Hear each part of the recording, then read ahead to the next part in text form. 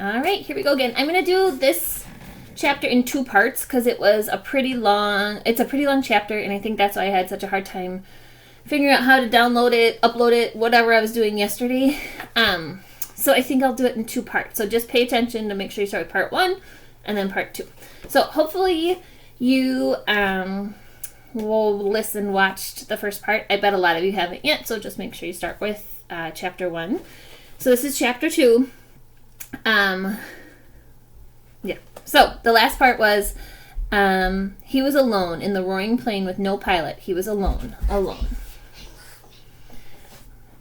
Chapter 2. For a time that he could not understand, Brian could do nothing. Even after his mind began working and he could see what happened, he could do nothing. It was as if his hands and arms were lead. Then he looked for ways for it to not have happened. Be asleep. His mind screamed at the pilot, "Just be asleep, and your eyes will open now, and your hands will take the controls, and your feet will move on the pedals." But it did not happen. The pilot did not move except that his head rolled on his neck and possibly loose as the plane hit a small bit of turbulence. The plane. Somehow the plane was still flying.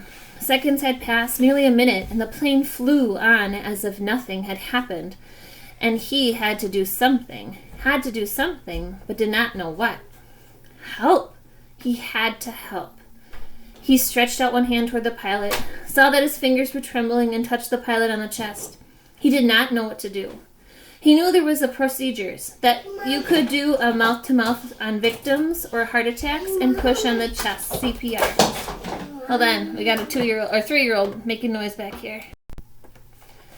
But he did not know how to do it, and in this case he could not do it with the pilot, who was sitting up in the seat and still strapped into with his seatbelt. Making sure I'm doing it.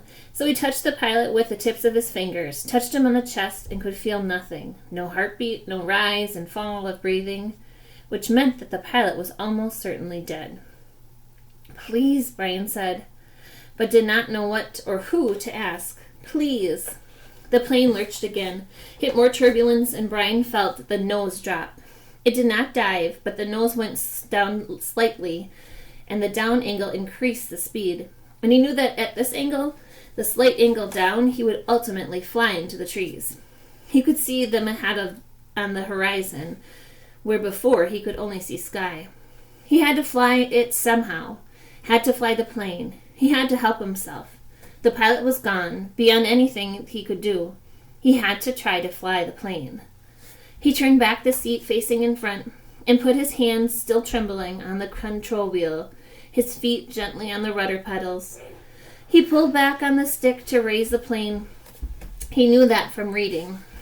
You always pull back on the wheel. He gave it a tug and it slid back towards him too easily. The plane, with the increased speed from the tilt down, swooped eagerly up and drove Brian's stomach down. He pushed the wheel back in, went too far this time, and the plane's nose went below the horizon, and the engine speed increased with the shallow dive. Too much. He pulled back again, more gently this time, and the nose floated up again. Too far, but not as violently as before. Then down a bit too much, and up again as before. Then down a bit too much, then up again, very easily, and the front of the engine, cowling, settled. When he had it aimed at the horizon and it seemed to be steady, he held the wheel where it was, let out a breath, which he had been holding all this time, and tried to think of what to do next. It was a clear blue sky day with fluffy bits of clouds here and there, and he looked out the window for a moment, hoping to see something, a town or village, but there was nothing, just the green of the trees, endless green, and lakes scattered more and more thickly as the plane flew. Where? He was flying, but did not know where. He had no idea where he was going. He looked at the dashboard of the plane, studied the dials, and hoped to get some help. Hoped to find a compass. But it was also confusing. A jumble of numbers and lights. One lighted display in the top center of the dashboard said the number 342. Another next to it said 22. Down beneath that were dials with lines that seemed to indicate what the winds were doing, tipping and moving, and one dial with a needle pointing to the number 70, which he only thought, might be the altimeter. The device that told him his height, how above the ground, or above sea level, somewhere, or above sea level. Somewhere he had read something about altimeters, but he couldn't remember what, or where, or anything about it. Slightly to the left and below the altimeter he saw a small rectangular panel with lighted dial and 2 knobs. His eyes passed over it 2 or 3 times before he saw what was written in tiny letters on top of the panel. Transmitter 221 was stamped in the metal, and it hit him. Finally, that was the radio. The radio, of course.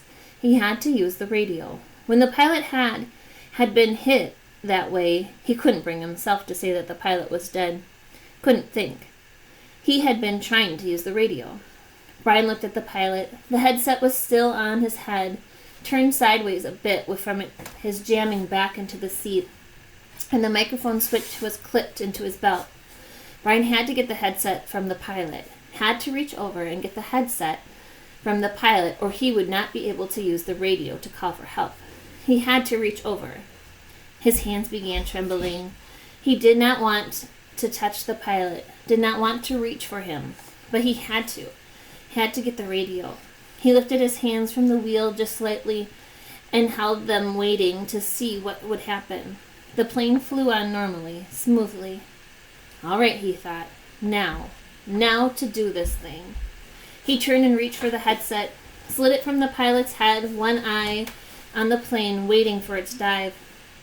The headset came easily with the microphone switch at the pilot's belt, but the microphone switch at the pilot's belt was jammed in, and he had to pull it to get loose. When he pulled, his elbow bumped the wheel and pushed it in, and the plane started down in a shallow dive. Brian grabbed the wheel and pulled it back, too hard again, and the plane went through another series of stomach-wrenching swoops, up and down, before he could get it under control. When things had settled again, he pulled at the mic cord once more, and at last jerked the cord free.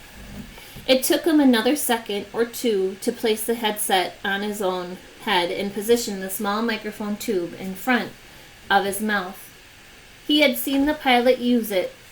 He had seen him depress the switch on his belt. So Brian pushed the switch, and it blew into the mic. All right, that's going to be part 1. I'm going to stop it fast.